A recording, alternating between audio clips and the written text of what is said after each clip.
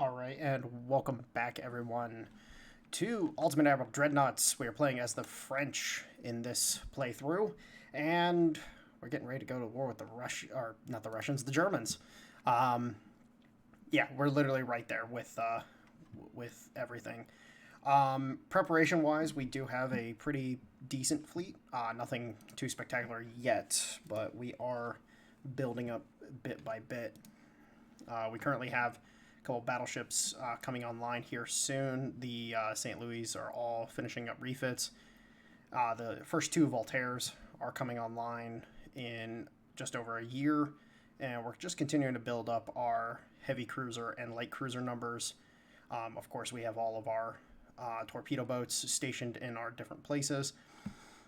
And as I explained before, you want to do this early. Like, literally just take the smallest torpedo boat you can and throw them out into your colonial areas to start building up those port facilities to be able to sustain heavier ships later in the game. You might notice that my microphone sounds a little different. I am using my Blue Yeti. I've had this microphone for a few years now. Unfortunately, there's going to be a slight echo. Because my room is a little barren. I haven't hung everything that I want to hang, and I would really like to get my shelving done, but unfortunately I'm still delayed on that. So at this point in time, I might end up just buying some shelving off of Amazon or something like that just to fill up the room a little more. So eventually we will get that echo reduced, so I do apologize. But the microphone sounds a lot more clear than on my headset microphone, so I'll take it. So, what do we got going here?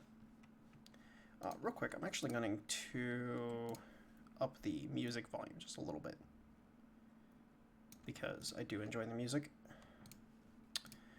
So yes, going to war with the Germans. Now the Germans have 12 battleships, 20 heavy cruisers, 36 light cruisers, 17 torpedo boats. So on the ship numbers, they've got us basically double the battleships, double the heavy cruisers, and triple the light cruisers. But we can probably win a war pretty easily just by efficiently using our forces. So I'm not that worried. Let's go ahead and just go over our finances real quick. So we're up to 65% crew training, 100% tech budget. We're not building any transports right now, which I probably should build more of those, but it is what it is. Hull strength and armor quality and naval communications.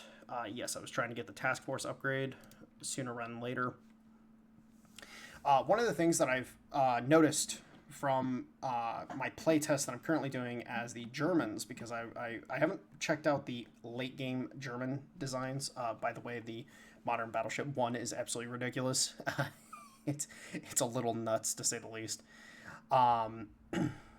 And I've realized, because I didn't put two and two together originally, the hulls get lighter once you get to the modern cruiser designs. And so getting to the modern cruisers is probably going to be a big priority for us, just to be able to get those lighter, more efficient ships onto the field as soon as possible. So we're definitely want to go down that route. Of course, we're trying to get our Dreadnoughts unlocked, and we're trying to get Harvey Steel. We're actually wanting to get the Crump 1 as soon as possible. I've done a bit of playtesting with Harvey Steel versus Crump. There is a massive difference. Basically, you have 3 power spikes that occur within the armor section. The first big power spike is getting from nickel steel to Harvey. Harvey is so much more efficient than nickel steel that you just get a massive amount of weight savings from it. But then the next big one is going from Harvey to Crump. And then from there, getting to Crump 3, I believe it was. It was either Crump 3 or Crump 4. While exuberantly expensive until you get the armor forging upgrades later on the line. It helps reduce the cost of the armor. But it was Krupp 3 or Krupp 4, just provides so much armor rating. It is absolutely unreal. Or armor strength, my bad. So, yeah, it's going to be really important that we hit those milestones as quickly as possible in order to make our fleet the best possible. So, let's go ahead and start processing our turns. And again, let me know how the microphone sounds. Again, there's going to be a slight echo simply because I can't really do anything about the room right now. I really do need to get more stuff on the walls. I'm probably going to order some sheets of foam just to help minimize the noise. And yeah, we're going to war with the Germans next month, so that'll be fun. Economics wise, we're up over 1.0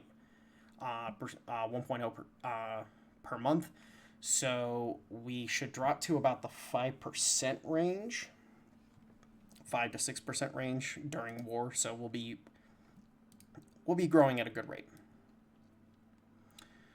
And then yeah, we just need to keep building up our. We definitely need to get the other Voltaires online as soon as possible, but unfortunately we can only build so fast, which we can probably possibly get a couple more Voltaires going. How much we might be able to do it. Can we? No. All right. We're just over a little bit, but we'll get the third Voltaire constructing, just to kind of help cut back, or cut down, I should say, on our overall build time. I'll probably only end up building 4 of the Voltaires, and then once we start getting our Dreadnoughts, we'll be able to cycle out the pre-Dreadnoughts.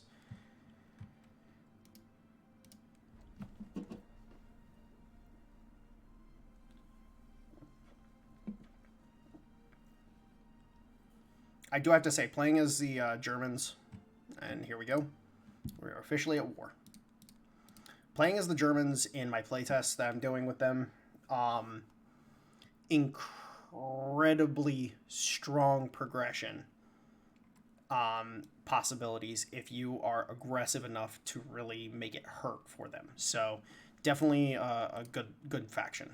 I have not played that far enough into the French playthrough to really have an idea, but if we can take out the Germans early, I think we'll do pretty well. Unfortunately, the only place that we're probably going to be able to navally invade early is Kiel, or Eastern Germany, Western Poland, and Prussia. Western Germany just has way too much port capacity for us to attack that directly. And then, of course, Southern Germany, we have to land invade in order to do anything. So let's go ahead and pull our fleet. Unfortunately, it looks like we're going to be somewhat limited on what forces we can bring to bear, but that's fine. So we'll send the battleships with the 2 light cruisers as escorts. And then we got to pull the fleet from Marseille to the North Atlantic as well. And again, 4 battleships, 2 light cruisers. Now, unfortunately, this fleet is not going to be capable of actually doing any naval invasions, so we're just going to be fighting them straight up. So our goal is to basically fight, let the Voltaires come online, and then we can probably get a naval invasion. We could probably invade Kiel pretty easily. We should probably have enough tonnage to get Kiel, and at that point in time, that Eastern Germany is a massive portion of their economy. As you notice, yeah, we're looking at 2.7 billion, 3.3 billion, 2.2 billion. So massive chunk of their economy in the home states right here, if we are able to take it. Of course, Western Poland, only 1.1 billion, under 1 million for Prussia. So nothing big here. Now, in the case of the colonies, I would love to invade their colonies, but we have to beat down their fleet first before we can do that. So that's going to be a problem for us, is we have to beat their fleet into submission. I would love for some land invasions from our colonies into their colonies here along the West Africa coast. If we can take these two here, and then eventually we'll be able to beat them down enough up here that we'll be able to pull the fleet down to invade Southwest Africa and Tanganyika. Is that how you say it? Tanganyika? Be able to invade these two, and then possibly maybe be able to come over here and invade their colonies here and over here. So here's hoping. Let's see how we can do.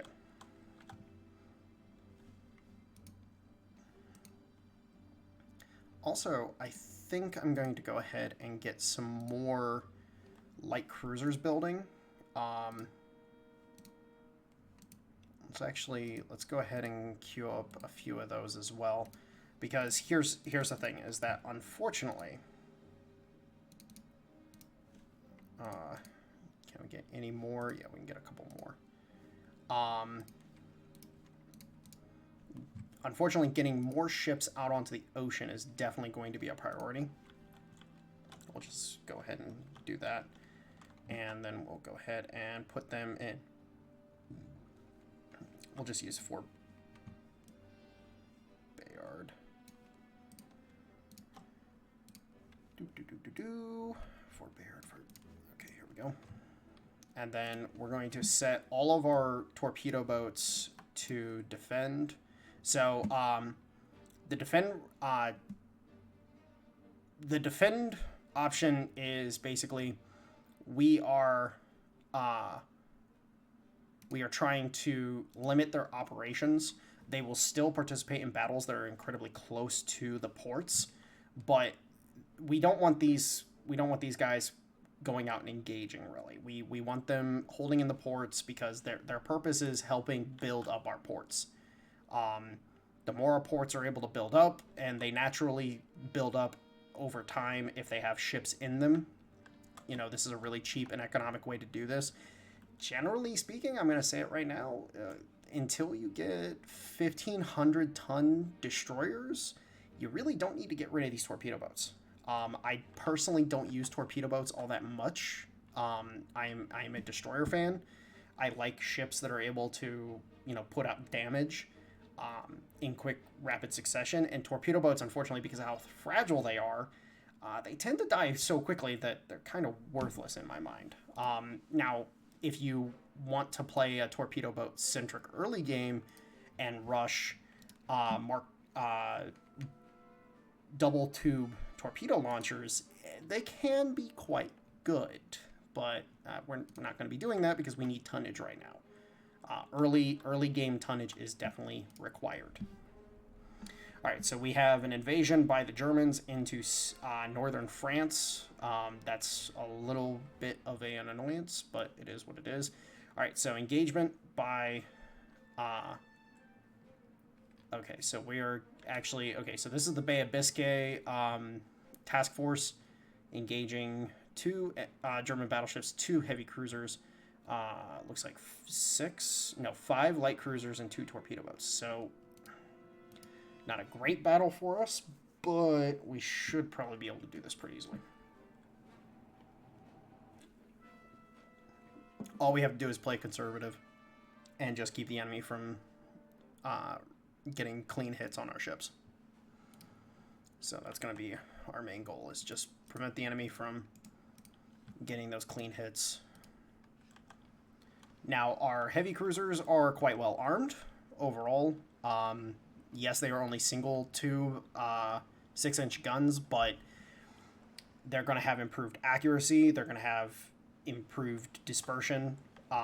They're not going to have as many problems as dual tube artillery would have as in this portion of the game. Early game, you kind of want to forego double barrel guns just because it's kind of painful to try to use them.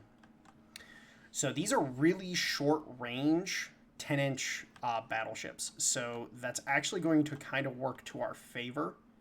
because these are early game 10-inch guns. Early game 10-inch and 11-inch guns for all factions are kind of worthless. Like, I'm not trying to deride the design, but yeah, Mark II is where it's at for 10 and 11-inch. My favorite early game battery to use actually is the 11-inch Mark IIs. Once you get those unlocked, they are so good. All right, so the enemy has... All right, let's look at their hulls real quick. So coastal defense ship, nothing too threatening. What do we got here? Looks like a 8-inch, 6 or 7-inch. Doesn't look like they have any... Okay, so they don't have many guns on these. That's good. And then we got our torpedo cruisers, so these are not going to have much armor, so they're going to be pretty easy to sink. And because we have ours set up with 4-inch guns, they are going to fire like this is the thing. Efficiency wise, the torpedo cruiser is a gunboat, and what I mean by that is it's small, lightly armored, but it has a metric fuck ton of small guns. And so it can just Gatling gun the absolute bejesus out of everything. And these ships here have a bunch of what looks like 5-inch guns. It looks like 1, 2, 3, 4, 5 5-inch guns, and then 1, 2, 3, 4, 5, 6, 7, 8. Okay, so these are actually really well armed. Oh, Jesus. Oh no, there's even more 5-inch guns on these things. Oh my god, what are these? What the fuck are these? Holy shit. Okay, those are kind of terrifying, actually. Like, what in the world? Alright, first hit scored for us. We like those. But we just gotta kill stuff quickly and just put the enemy on the bottom.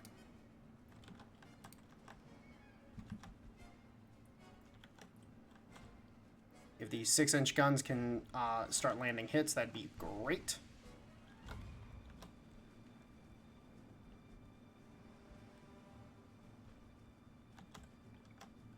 The heavy cruiser secondaries are also quite competent as well, so they're going to do a lot of damage with those secondaries.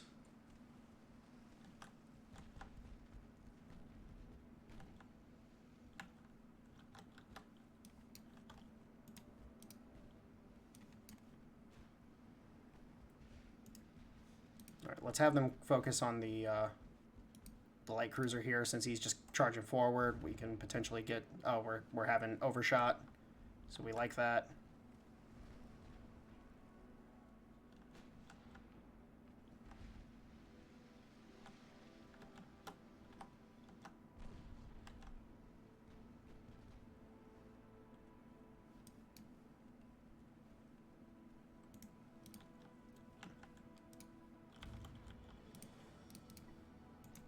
Alright, let's have these ships turn around. Okay, landing some good hits on that. Oh, that was a big hit.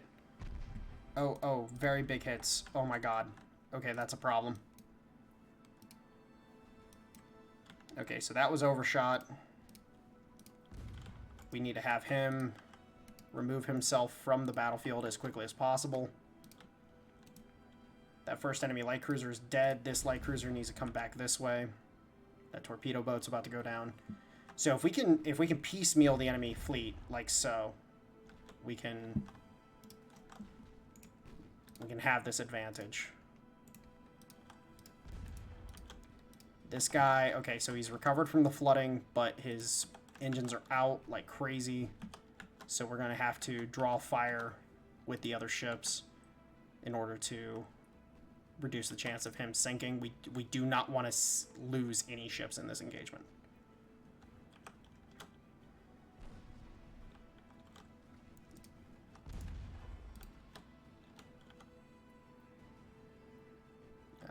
They're just focusing fire on him. All right, we'll bring the light cruiser around, and we'll just let these guys keep pummeling away. these heavy cruisers are doing work. Like, they're putting in fucking shots.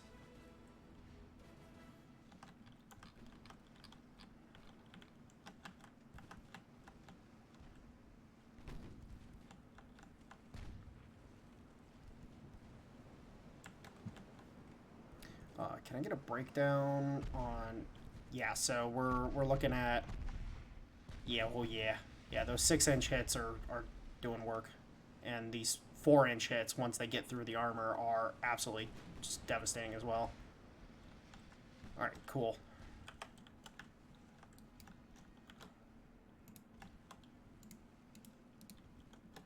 Alright, so the rest of the enemy task force just kind of let these cruisers get absolutely eaten alive. This guy, he just needs to get the hell away from the contact zone.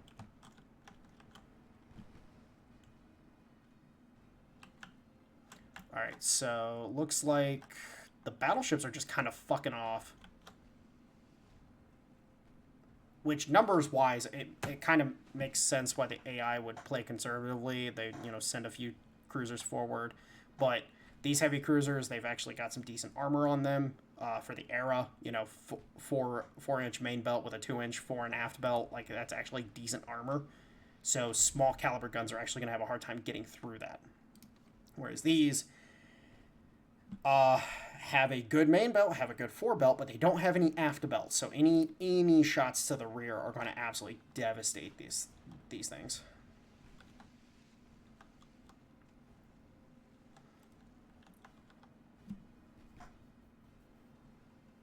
Oh, those are 9-inch guns. Oh my god. Okay, I didn't even put 2 and 2 together because I just wasn't paying attention. But that's kind of scary. 9-inch battery just on a random heavy cruiser. Oh yeah, that's what we need to do. That's what we need to do, boys. If we can land some hits on that 9-inch battery and just absolutely devastate it, it'd be great.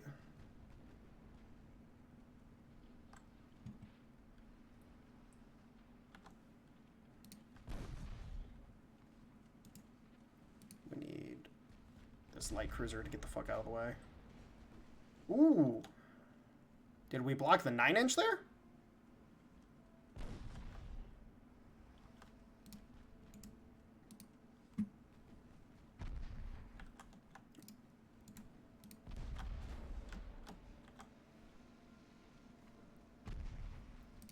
That 7-inch just gave us some partial pin there. Okay. He's down. Very nice. He's not quite down. Alright, there we go. Alright, so let's move to engage the rest of the enemy fleet. Our little cruiser squadron here is definitely putting in work. This guy just got unlucky with the overshot, and it just absolutely, like, the first shot took out one engine, the second shot took out the other 2 engines, and so he's just all messed up. So he just needs time to recover. I want to sink these battles. Oh, what did I just hit? Oh, there's a torpedo boat hidden in there. I was about to say, I'm like, what did I just hit? Alright, yeah, just random little torpedo boat, just going down.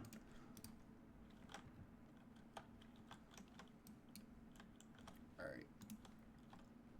Let's see if we can draw their fire. These 10-inch guns are not going to be terribly accurate, so we don't have to really worry at this range, since we're at their max effect range. Because for those who don't know, actually a little lesson for you. Even if the enemy is skirting this range here, see how it's 0.1%. Let's see if I can find it. Oh my god. Oh my god, these are so short range. There we go. Okay, so 5 kilometers.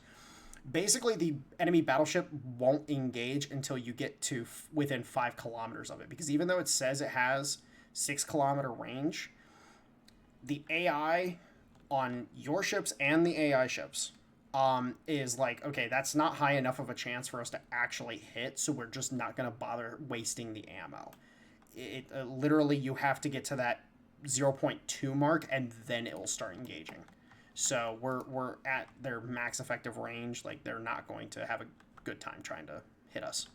Now those 6-inch guns, on the other hand, their max effective range is a little better, so they're gonna fire at us with those. But yeah, if we can just skirt their max effective range and just sink the other lighter ships, I think we can do pretty well. Oh, and well, we actually have decent effective range on our 6-inch guns here, so we can actually sit and just kind of skirmish with them a little bit, and they're just not going to bother shooting at us. You know, that one 6-inch gun that's just popping away at us. Which hull are these? Are these the... yes, so these are the... Okay, so this hull is absolutely dreadful. This is probably one of the worst hulls in the game, battleship-wise. If you have these available, I would not recommend using them. The reason being is because the broadside batteries here are limited to 3 or 2-inch guns. You can't put anything bigger in those. So these side batteries just are worthless unless it's close range. Or, of course, if you have like Mark III guns, then... But at that point in time, you have Dreadnoughts. So, yeah. So let's just let this plink... just let our cruisers plink away. Maybe we can start getting some hits. We have a 3% hit chance. I'm not trying to kill these with this fire. I'm trying to just damage them. I want to force them to port. Because if I can force them to port, it's a good time. We can't get close to these things. They will hurt us. So it's like we have to kind of play this a little more smart. We're also trying to give time for this guy to kind of just fall off the radar of the enemy. We don't want them just waltzing over here and killing him. And as you can see, like, we're outside the effective range, so they're not going to engage. And now we're back in effective range, so they're going to engage.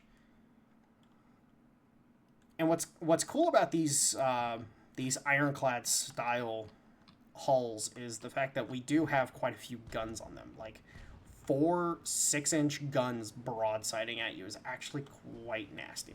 And again, you can get the double barrel turrets, so all of a sudden it's like, oh, I have 8 double barrels shooting at you at once, and that can be nasty in this early stage. But again, I prefer the accuracy, which the accuracy isn't shining through right now, which is kind of sad.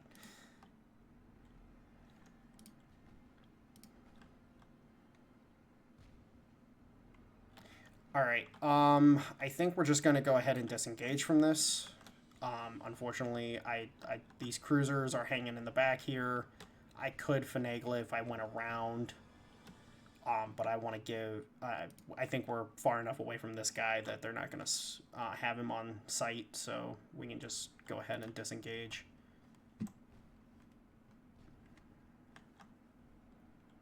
Unfortunately, we didn't do any damage to these guys, so nothing we can really do. Oh, they're pulling back towards us for some reason. Like, they actually want to fight this, but they really can't. Alright, so, yeah. Sink a couple heavy cruisers, a couple light cruisers, or a few light cruisers, actually. And those torpedo boats. This enemy task force, or this enemy fleet, I should say, needs to go back home. But actually, would it be...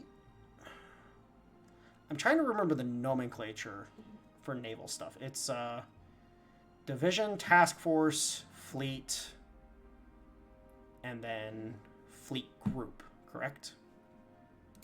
Oh no, you're not. No, I'm engaging you. What do you mean? Oh, okay, proper battle. Let's go. Oh my god, they have so many light cruisers. So many here. See, this is what I don't understand. So, we have our fleet. There you go. Now, how does this work? Because I've never, like, if you have 2 fleets next to each other, and one of them gets engaged on, you can't bring in the other fleet. but yet for some reason the enemy can. It's kind of weird. I don't understand how it works. But big battle.